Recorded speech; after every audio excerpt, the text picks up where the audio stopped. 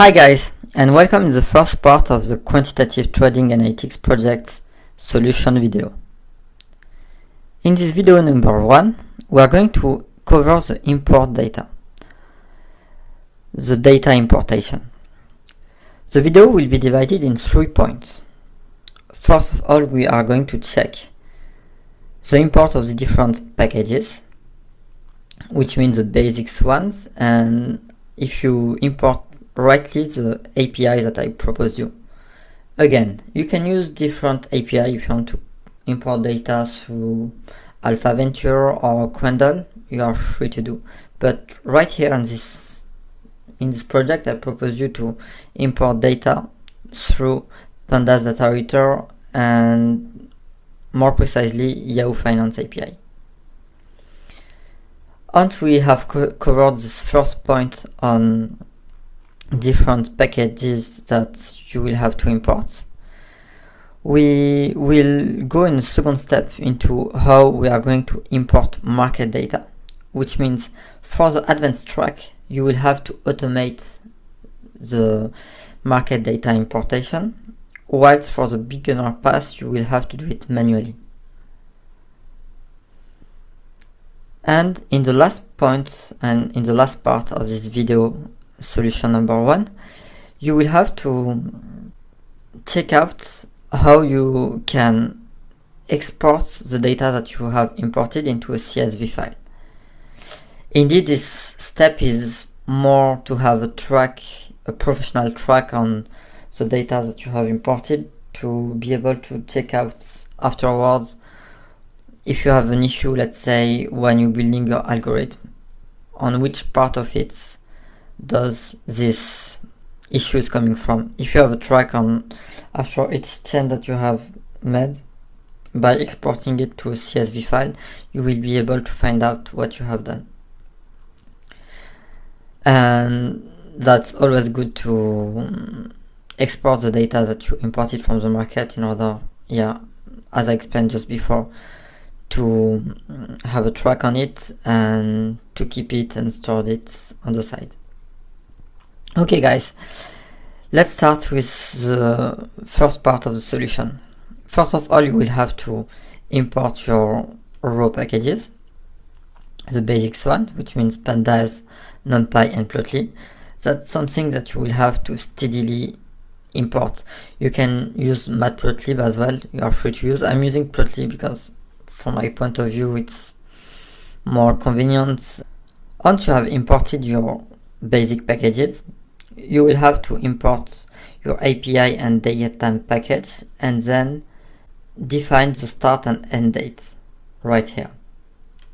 Okay, what you will have to do here is to, from Pandas Data Reader, import data and WP, and in a second time you will have to import your datetime package in order to be sure that you will use the right format for the date. Once both steps have been executed, you will have to define the start and end date from the 1st January 2018 until the 1st of June 2020. That's what you will have to do right here. That's all for the first part, which is importing the raw packages. And on top of that, you have set up your start and end date in order to don't have to write the date in the loop or in your different query in order to ask market data. You will just have to set up your start date, your start variable and end variable.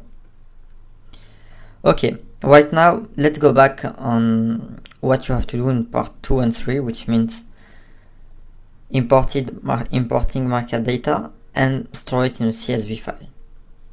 Okay, let's go guys. For the beginner level task, the goal will be a little bit different. What we are going to do here is to import data for each one of the shares that we are going to study one by one. We are going to set up to download data for Twitter and store it in a variable that we are going to call TWR data. Same for Netflix, Snap and Uber data. For instance, if you just download the data and don't store it in any variable, you will be able to see and to find out the data frame composed by the data. However, you will not be able to call this data frame in the future. That's why that's crucial to store this data into a variable that you are going to call. We are going to call it by this way, but if you are more comfortable by typing df instead of data, that's gonna be fine as well. But yes, okay, right now the first step consists of calling the data from the API by typing data.dataReader in order to call the Pandas data reader API. The first argument, if you remember well, is the ticker. The second argument is the API that you want to call. Here we are going to call Yahoo Finance. Third and fourth argument are the start date and end date. You can either specify start equals start, end equal end, but that's not necessary. Pandas data reader will understand directly that you are specifying the start and end date. Once you download the data, you are going to check out what type of data do you have. That's just a quick check to check out that you have a data frame. You can, what I did here, I type TWTR data, you can type snap data, and as you can see here, that's a pandas data frame.